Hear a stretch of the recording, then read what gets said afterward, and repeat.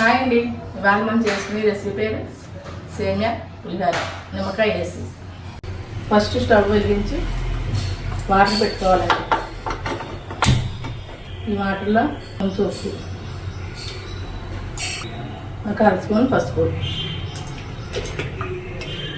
ఒక అర spoon oil వేసుకుంటే సేమియా విడివిడిగా వస్తుందండి.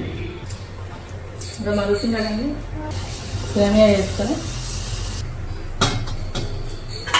ఒకసారి కలుపుకోవాలి.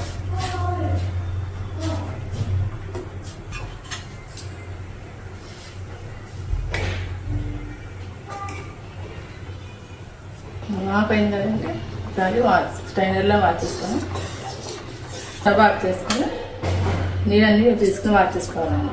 ఇవన్నీ వాచుకున్నా చూడండి ఇలా వచ్చింది కదా, ఒక కంచం కోసం చల్లార్చుకోవాలి.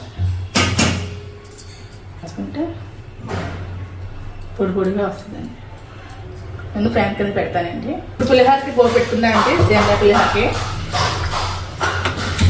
ఫస్ట్ ప్యాన్ స్టవ్ వెలిగించుకుని ప్యాన్ పెట్టుకోవాలి. 3-2 స్పూన్స్ ఆయిల్ వేయాలి. 4 వేసానండి, ఎందుకంటే పులిహోర కదా కొంచెం ఆయిల్ ఎక్కువ. ఆయిల్ వేడిస్తుందండి. ముందు ఆవాలు వేసుకుందాం, చిట్పట్లాగా రావాలి.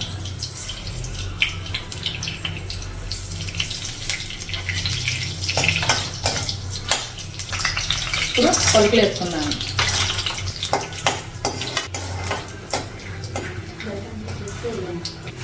పలుకులు వేసాక శనగపప్పు, మినపప్పు,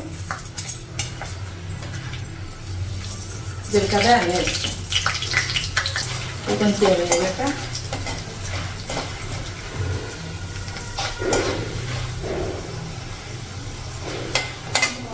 మూడు ఎండుమిర్చి,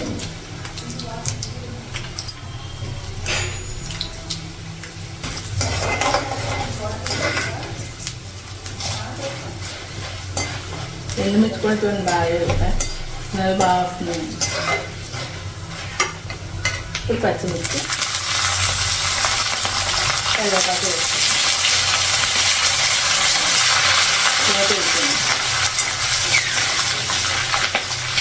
జీడిపప్పు వేసుకుని తర్వాత కొంచెం సరివేగంగా పోపు అలా వేస్తేనే పప్పు పులిహోర చాలా బాగుంటుంది. అలాగే కొంచెం ఇలా ఉప్పు వేస్తాం కదండి, కొంచెం చాలదండి, కొంచెం వేస్తాను ఇవన్నీ. కొంచెం వేసాను, ఇంకా వేసాం కదా. ఇప్పుడు ఒక స్పూను, ఆల్రెడీ పసుపు అందులో వేస్తున్నాం కాబట్టి ఇంక ఇందులో వస్తుంది.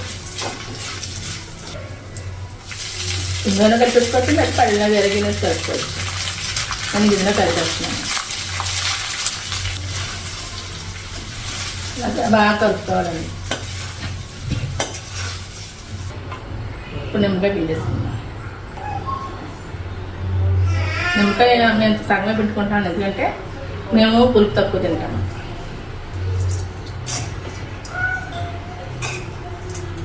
నిమ్మకాయ వేసుకుని బాగా కలుపుకున్నాం కదండి. పైన కొంచెం కొత్తిమీర జరుపుకొని మళ్ళీ కలుపుకోవచ్చు.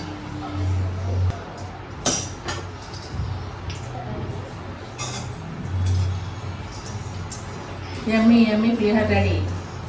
సూపర్, చూడండి ఎంత బాగుందో. మీరు ట్రై చేసి చూడండి. నా వీడియో కనుక మీకు నచ్చినట్లయితే లైక్ చేయండి, షేర్ చేయండి, నా ఛానల్ని సబ్స్క్రైబ్ చేసుకోండి, పక్కనే ఉన్న బెల్ ఐకాన్ క్లిక్ చేయండి.